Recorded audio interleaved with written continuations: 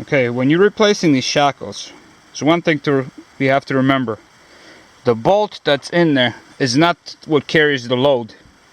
The heavy, spring load that this spring provides. It's actually the sleeve on the inside. Same as this one here. See, the sleeve is serrated. And it's meant to, like in this case, see how sloppy this is? This is going to actually collapse this shackle here, and the sleeve's gonna dig on both sides in, and that's the sleeve that actually carries the load, the weight of the the spring, not the bolt. Because you can imagine the bolt in this kind of application, if you have a bolt in there, it will just snap that off, because that's a lot of weight. It's not meant to support that kind of weight, because this is actually a shearing action. You have a weight coming on the side of the bolt, which is the worst case scenario. This is why they put these hardened sleeves, which are actually not like rolled and welded. It's solid sleeve. You can see how it's even machined on the inside, and you got the knurl in there, the serration, to dig in the metal. So basically in this case, this thing will collapse and dig in there, and also the hanger down here will collapse, and hopefully you can see it. See how there's plenty of room, and once you tighten this thing, this metal will bend in and it will collapse, and it will actually squeeze on this tube, and it's this tube that carries the weight, the load, because it's much stronger than the bolt. So that's just something you got to remember. Don't ever leave this bolt loose. Like if you put it in and you're thinking like, okay, I don't want to too tighten it because this thing has to swivel, because it does move a little bit as your suspension works. This spring turns a little bit, very tiny amount, but that's why you got this rubber inside that takes the turning load.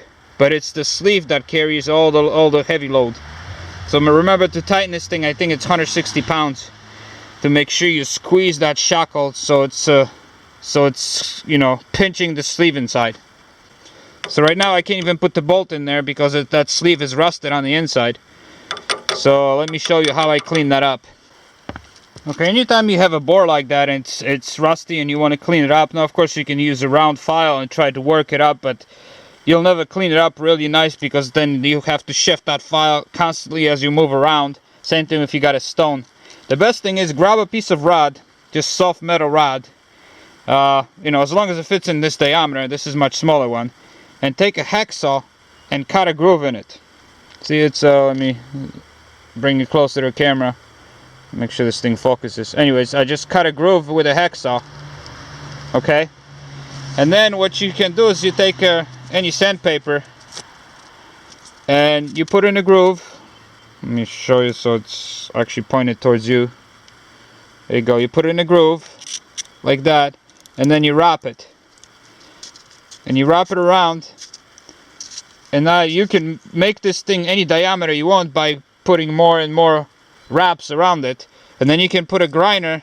This is 1/4 inch, so I can put a grinder on it, or an electric drill, and run it in and out. And what happens is, when this thing, especially on a grinder, when it spins really fast, the centrifugal force basically takes the sandpaper and then expands it against the walls of the sleeve in there, and basically polishes that sleeve inside nicely all the way around. Like I said, this works better with a grinder, but I would have to take the compressor and plug it in and take the grinder, so I'm just going to use the drill here. Squeeze that in there. See all that rust coming out? But this is what I mean, the force. See, this thing opens up the paper and forces the paper against the walls, and it cleans the walls everywhere. So it's a simple little device you can create. Grab any rod, just cut it with a hacksaw, slot in there, and then you got a nice tool for cleaning up the bores.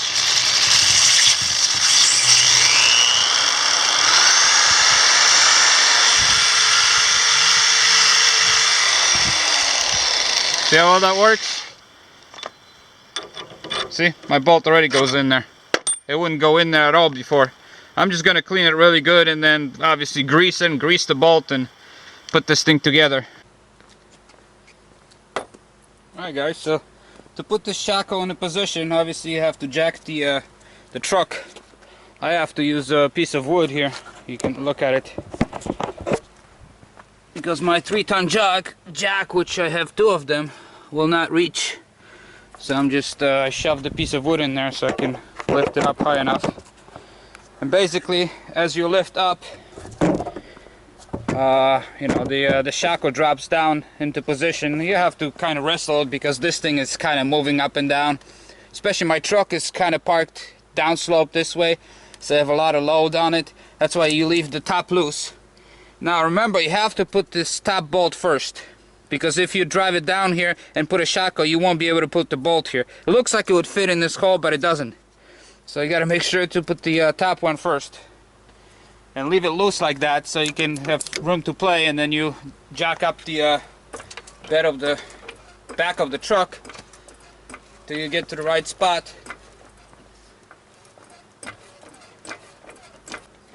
And then before I do that, I'm gonna grease everything really well.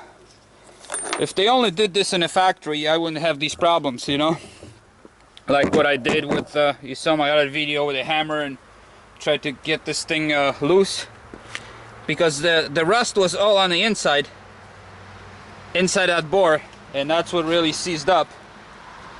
So before I put the bolt in from the other side, I'm gonna run a lot of grease in there.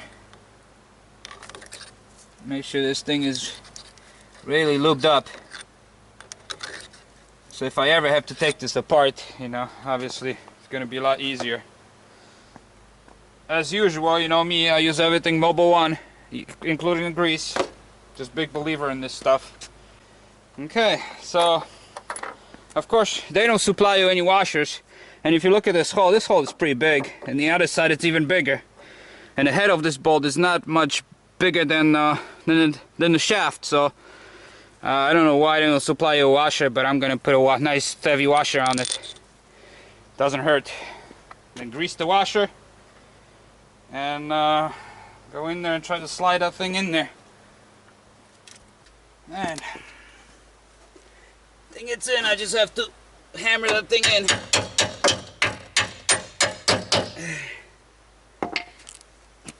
It's hard to line it up perfectly. Not only is it up and down, it's this location, it wants to push sideways, but eventually it goes in. I need to lube this stuff up. Make sure there's plenty of lube here.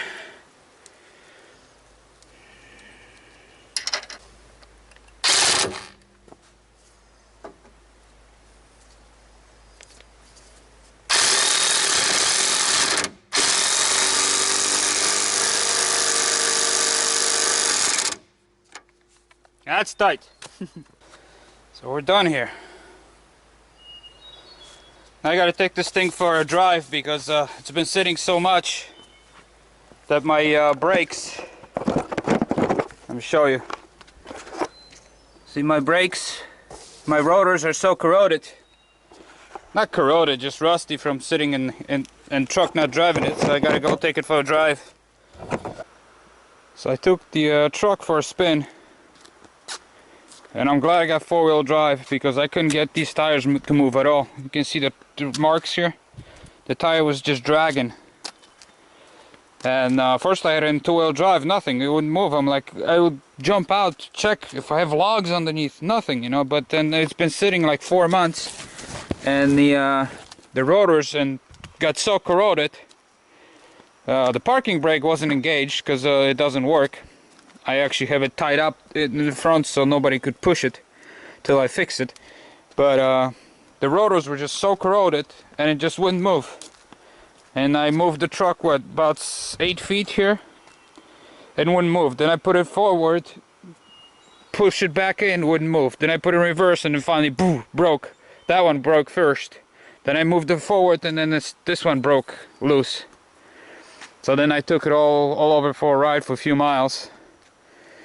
And that cleaned up the rotors right away. Now they're nice and shiny again. Well, not shiny, but you know, no rust on them.